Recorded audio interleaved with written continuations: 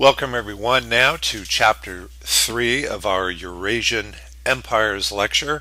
This is China now, China's first empires, the Qin and the Han, where we will take a special focus and look at the imperial tradition as it developed in China at the far eastern end of the Eurasian continent, having already considered Persia.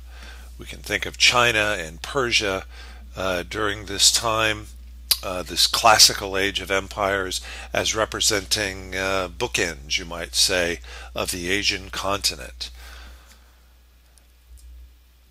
A new age is inaugurated by the emperor. Rules and measures are rectified. The myriad things are set in order. Human affairs are made clear, and there is harmony between fathers and sons. The emperor in his sagacity, benevolence, and justice. All the common people prosper. All men under the sky toil with a single purpose. Tools and measures are made uniform. The written script is standardized. These lines are part of an inscription set in stone on a monument to China's first emperor, the Emperor Qin. He wished to be remembered, or his followers certainly wished him to be remembered, as a man who brought order out of chaos, a man who applied the rule of law where only ceaseless warfare had previously existed in China. And this initiates then a new era in Chinese history, which by then was already quite old, more than 2,000 years old by the time of the Emperor Qin came on the scene like some Western cowboy hero to chase the bad guys from town and to restore law and order. You can see the map here showing East Asia, and in particular the region that will come to be brought under the rule of law by the Emperor Qin. That would be the area bounded by this particular line. This sort of scarlet colored imprint here with the sort of looks like an arm stretching westward into the border with Central Asia represents the next iteration of Chinese empire following the Qin Empire, namely the Han Empire. And so together, China's first two imperial systems, that of the Emperor Qin and the succeeding Han emperors, will greatly expand China's boundaries from what had always been a much more narrow cluster of valleys and riverlands here in central and eastern China, will expand China's traditional boundaries now to the imperial lengths shown on this map. The dates are for the Qin 221 to 210 BCE and the Han 206 BCE to 220 CE. The difference, you'll note immediately, is in the tenure of these two imperial reigns. The Emperor Qin's lasts only a bit over a decade because his death in 210 BC will usher in a new imperial era a few years later in what historians call the Han Dynasty. A new family dynasty will succeed Qin, who was unable to secure a proper succession from his own lineage. And so the short-lived but very consequential Qin Empire will give way to the longer lasting, nearly, some just over 400-year long Han Empire. I mentioned earlier that Persia and China serve as bookends of empire across the Asian continent. Here you see the relief showing the approximate extent of the Han Dynasty, China, and here the Achaemenid Persian Dynasty Empire. The Persians, of course, are a little bit quicker on the go. Their empire begins in the 6th century, whereas Han China is in the 3rd century. But they don't therefore quite overlap chronologically, but geographically, as I say, represent the two dominant imperial reigns of the Asian continent during the classic age of empire.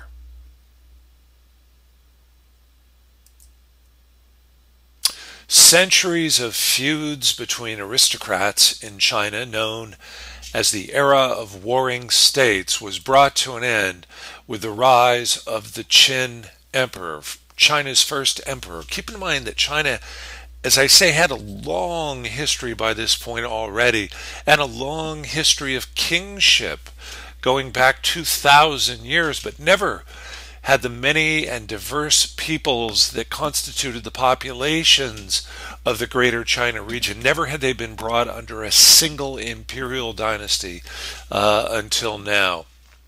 That is, in 221 BCE, when the man who comes to be known as the Qin Emperor accepts the new imperial title of Huangdi, which translates loosely into English as Emperor of Heaven.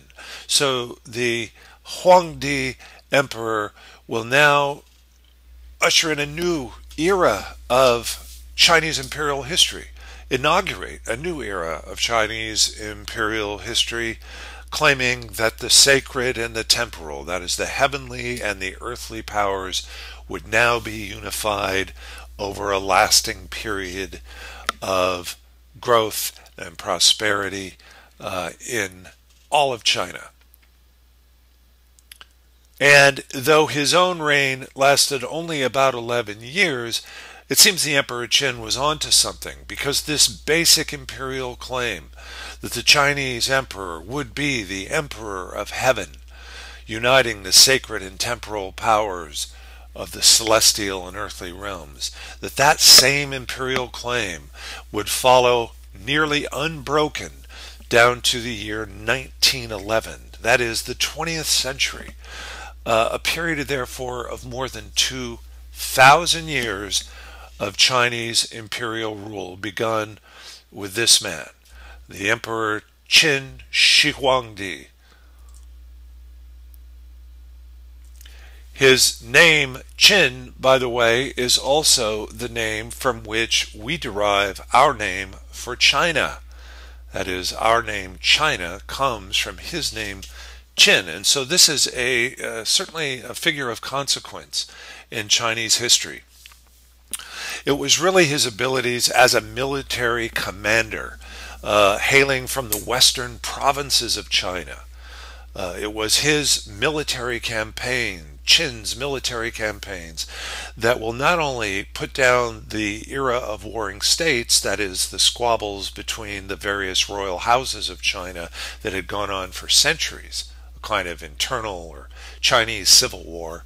Not only will he end that, but through other military campaigns will extend China's boundaries as far south as Vietnam, north to Korea, and westward toward Central Asia, and where those the Chinese called the barbarian peoples of the Turkic Zhonyu Confederation lived.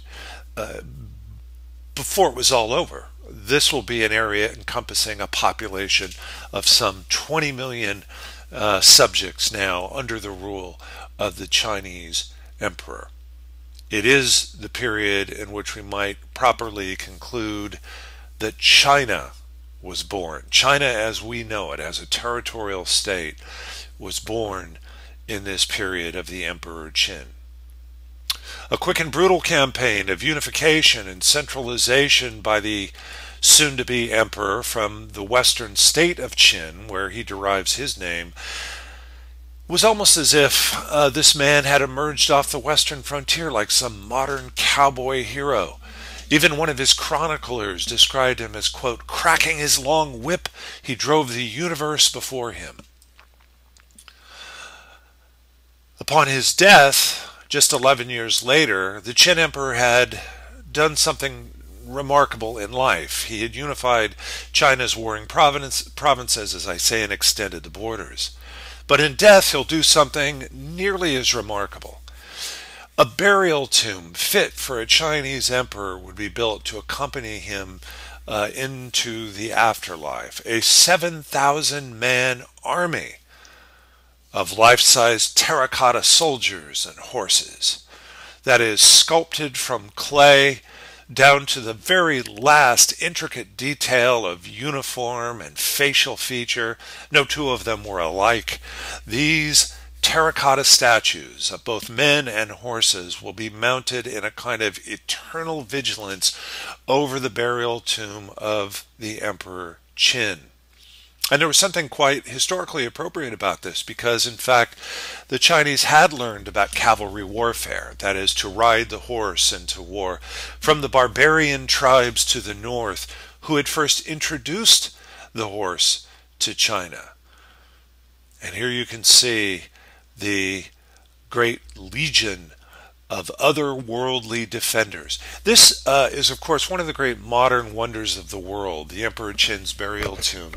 And it was only discovered in the 1970s, that is, in the 20th century, quite by accident during a Chinese construction project, which saw the Chinese backhoe, as it were, digging into the earth, break through what had been a kind of protective top layer of the tomb.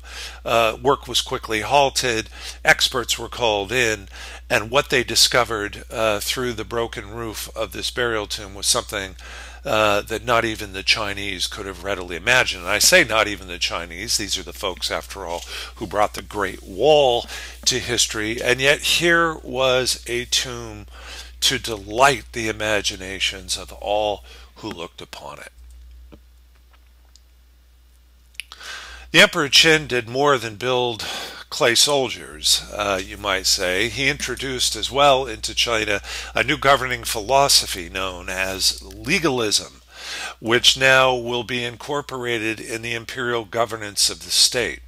Inspired by the writings of the legal philosopher Han Fei, legalism was a ruling ideology that emphasized, as you'll see from the bullet points here, lawful authority of government, and especially the ruler who firmly controls the state. Legalism was a no-nonsense, top-down system of authority. Subjects were expected to follow established laws with harsh punishments for lawbreakers. Legalism basically rejected what had been the pacifistic leanings of Confucian thought. Remember, Confucius had talked about ren and courtesy and accommodation, but legalism was much sterner and much more unyielding. It emphasized centralized authority, as I say, governing from the top down. From the writings of Han Fei, the means whereby the intelligent ruler controls his ministers are two handles only. The two handles are chastisement and commendation. What are meant by chastisement and commendation? To inflict death or torture upon culprits is called chastisement. To bestow encouragements or rewards on men of merit is called commendation. What we might call the carrot and the stick approach becomes the essential governing philosophy of the new imperial dynasts of China. But much more than just legal systems were introduced. China had to be unified through its material interests as well. Material interests had always divided the various regions of China in times of instability, and among the first acts of the new Emperor Qin was to impose a kind of centralized coinage that would tie together the financial interests of the various provinces of China. And here you can see two artifacts of that period, that is, artifacts over 2,000 years old, of China's first coinage system. And one of the things we've noted about imperial regimes, be it Persia or Rome, is that coinage was often an effective way of not only uniting financial interests, but also reminding people who was in charge, whether it was Julius Caesar being imprinted, his likeness imprinted on a Roman coin, or that of Cyrus the Great on a Persian coin, or the Chinese imperial emblem on a Chinese coin. Every time you turned over a coin, you saw and were reminded of who it was that buttered the bread, you might say, of all the people of your realm. It reinforced centralized authority. And these reforms are carried out to unify and centralize China. Remember, I mentioned a minute ago the Great Wall of China. Well, most of you, of course, know about the Great Wall of China, have seen pictures, maybe even perhaps visited. But it was during the Emperor Qin's dynasty that in earnest the first Great Wall was undertaken as a kind of barrier to incursion by northern nomadic tribesmen. That is, China's attempt to fortify and enforce border security, something that might sound familiar to modern Americans, was a kind of imperial ambition. And it took the strength of a unified imperial core to mobilize the labor, the man-hours, the finances, the resources in this great undertaking. And its very size, the idea of not just a wall, but a great wall, then had to reflect the imperial grandeur of the emperor himself. To eliminate corruption, which again had been a terrible problem since Confucius's time. To eliminate corruption in the provinces, governmental corruption, for example, and aristocratic privilege that often led to corruption. The Emperor Qin instituted a variety of reforms that basically reorganized China into 36 separate districts or departments of governance, each with its own military and civilian governor who reported directly to, you guessed it, the emperor himself. The law does not fawn on the noble. Whatever the law applies to the wise cannot reject, nor can the brave defy.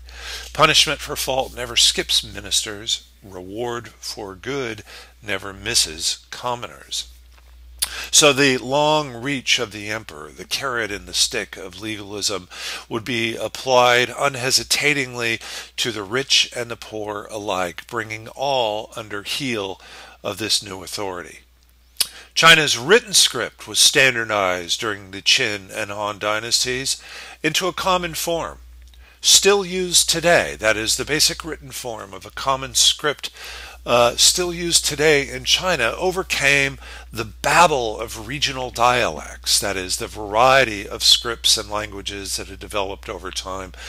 Now the imperial script would be one system of writing for all law and order and cultural and financial interests that emanated from this new imperial regime. Even the axle length of merchants' carts was standardized. The axle length of merchants' carts, no detail was too small. The thinking here, of course, was to standardize the roadways in China, that is, the grooved roadways onto which merchants' carts might more efficiently and safely traverse the landscape. Not unlike, say, the standard gauge of a railroad track in the 19th and 20th centuries, the standard gauge of the merchants' carts was meant to foment and foster great commerce and exchange between China's different regions. Think of it as the Emperor Qin's idea of the DMV. Following the Emperor Qin's death in 210 BCE, a new ruling dynasty would emerge. After a brief struggle for power, a new dynasty will replace the short-lived Qin rulers' dynasty. But before we go on, I want to add again that though his reign was short, only a little over a decade, it proved to be absolutely fundamental in establishing the basic direction that China's future emperors would take.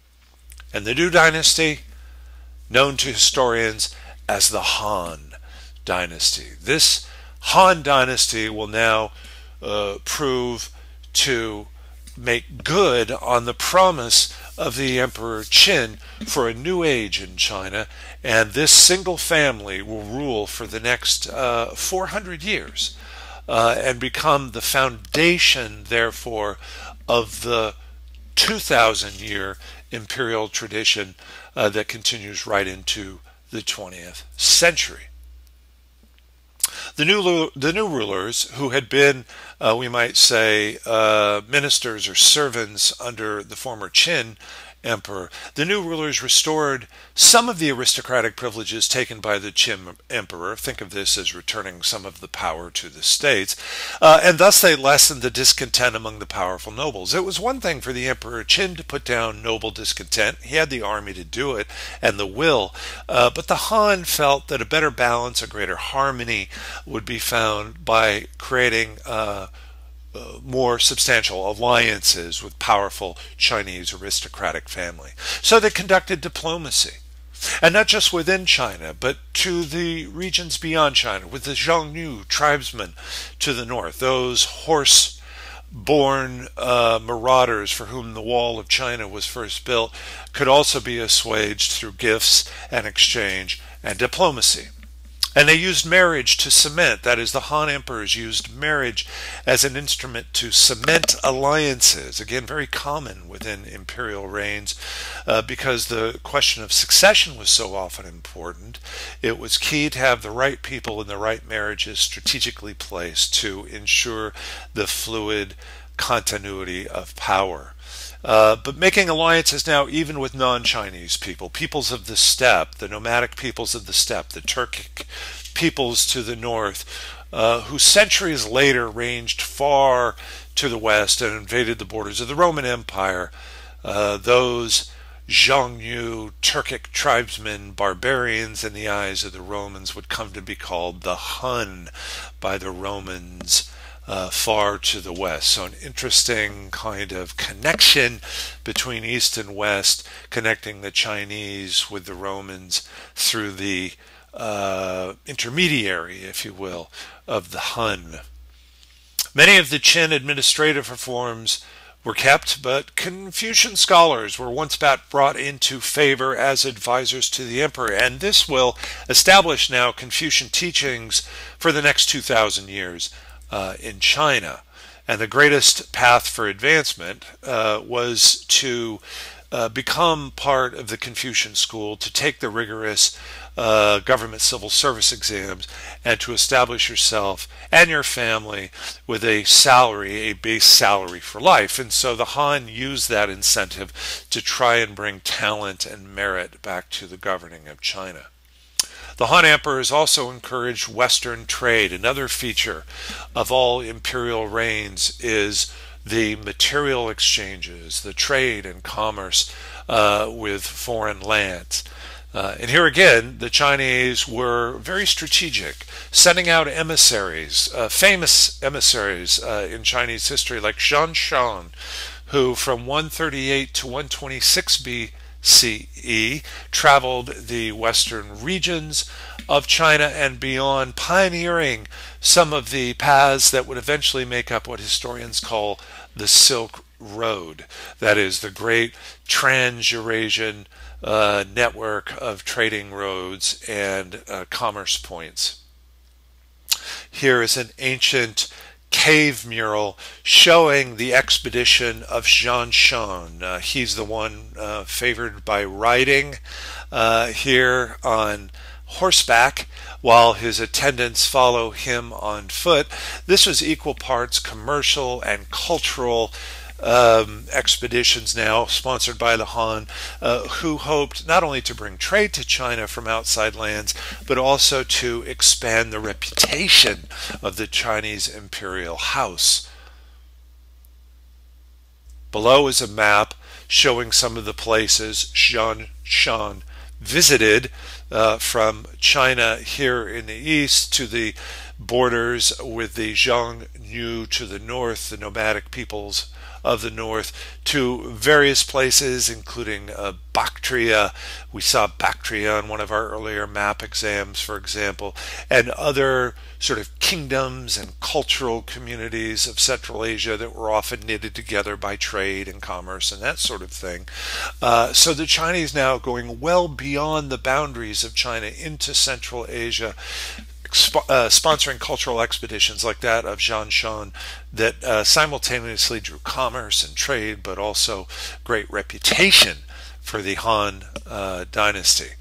These cross-cultural transfers were described in a report issued by Shan, one of which read, Daiwan, which, by the way, is modern-day Uzbekistan, the country of Uzbekistan. Daiwan lies southwest of the territory of the Xiongnu, wrote Zhang, some 10,000 li, about 3,000 miles, directly west of China. 3,000 miles traveled now. That's the length nearly of the United States beyond the borders of China. The people are settled on the land, plowing the fields and growing rice and wheat. They also make wine out of grapes.